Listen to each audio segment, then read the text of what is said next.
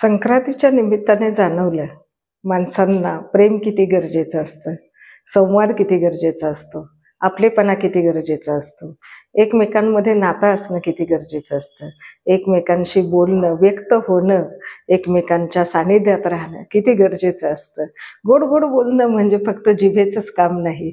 जीभ तरी कधी बोलते, जेव्हा तुम्ही चांगले विचार करता आणि ते विचार ज्या वेळेला ते मेंदूतून आज्ञा आल्यानंतर जिभेवरती ते रेंगाळतात आणि जेव्हा जिभेच्या द्वारे ते व्यक्त होतात, तो संवाद जो हृदयाला भिडतो, जो काहीतरी आनंद देतो, जो समाधान देतो, तो विचार, तो संवाद म्हणजेच बोलणं. आणि हे बोलणं, या बोलण्याचेही अनेक प्रकार आहेत.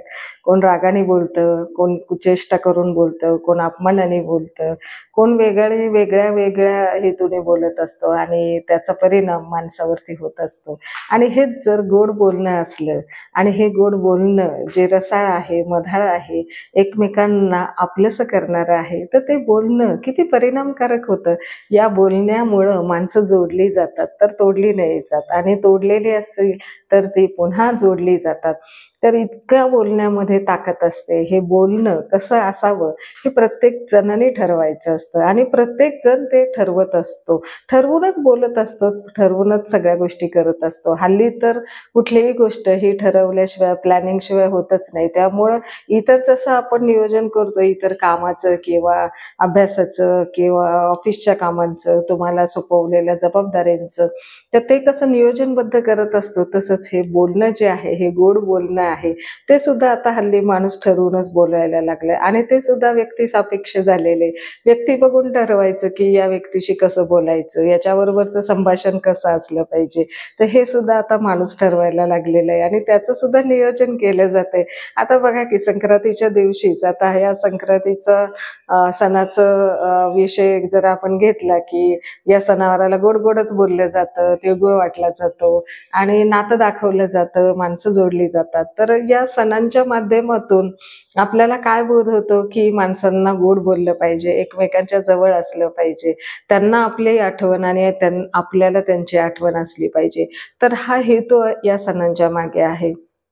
त्यातून माणूस जे विस्मरणात गेलेलं असतं, जे नातं विस्मरणात गेलेलं असतं, जे बोलणं विस्मरणात गेलेलं असतं, जो आपलेपणा, जो दुरावलेपणा निर्माण झालेला असतो, तर हा पुन्हा आपलेपणा निर्माण करण्याची ताकद या सणावारांमध्ये असते. तर या सणावारांमधूनच आपण पण एक बोध घ्यायचा की नातेसंबंध सुदृढ करण्यासाठी, विचार सुदृढ करण्यासाठी, आपली वाणी सुंदर करण्यासाठी, बोलकी करण्यासाठी आणि आनंद देण्यासाठी, घेण्यासाठी आपण गोड बोललं पाहिजे. मग हे गोड हे हृदयातून असलं पाहिजे, जिभेतून नाही. जेव्हा हृदयातून येईल त्यावेळेला ते वाणी गोड असेल, ते बोलणं गोड असेल आणि त्यामध्ये गोडवा असेल, त्यामध्ये ओढ असेल, त्यामध्ये व्यक्त करण्याची ताकद असेल.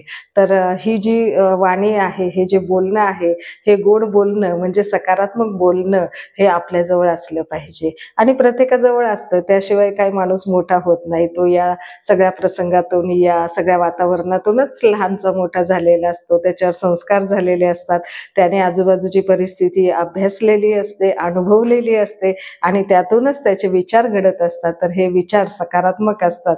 मग ते आपल्याला कुठल्याही कामाच्या बाबतीमध्ये, कुठल्याही गोष्टींमध्ये आपण जे वापरतो, जी आपली विचारसरणी आपण आत्मसात केलेली असते, ती आपण व्यक्त करतो. तसंच आपलं बोलणं हे सुद्धा आपण वेगवेगळ्या ठिकाणी वेगवेगळं बोललेलं असतं आणि हे बोलणं आपल्याला कुठं कसं बोललं पाहिजे, किती बोललं पाहिजे, कुणाशी कसं बोललं पाहिजे, तर हे आपल्याला आतमधून आपल्याला अंतर्मन आज्ञा देत असतं, सांगत असतं आणि ते आपल्या जिभेवरती आपल्याला बोलता येतं. तसंच ते हे बोलणं, हे गोड ठेवणं आणि आपल्या स्वतःशी गोड बोलणं, इतरांशी गोड बोलणं आणि ते फक्त कामापुरतंच नसावं, तर ते आपल्याला एकमेकांना जोडून ठेवण्यासाठी असलं पाहिजे. तर हे गोड बोलणं हे फक्त सणावारापुरतंच असू नये, तर ते आपण एरवी सुद्धा त्या गोड बोलण्याचा आपण आपल्या जीवनशैलीमध्ये वापर केला पाहिजे. त्यामुळं काय होईल, एक समाधान आणि अंतर्मनामध्ये पण गोडवा असेल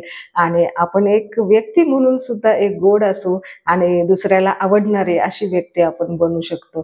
तर या संक्रांतीच्या सणाच्या माध्यमातून आपण सर्वांशी गोड बोलतो, तसंच स्वतःशीही गोड बोलत राहायचं आणि सतत गोड बोलायचं. सतत गोड बोलल्यामुळं काय होतं, माणूस सतत गोड विचार करायला लागतो आणि दुसऱ्यांविषयी वाईट विचार मनात येत नाही.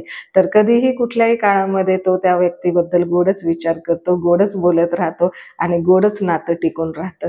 म्हणूनच हा जो संवाद आहे तो गोड असला पाहिजे. विचार गोड असेल तर आपली वाणी पण गोड असेल, आपले शब्द गोड असतील आणि आपल्या आयुष्यामध्ये एक गोडवा असेल.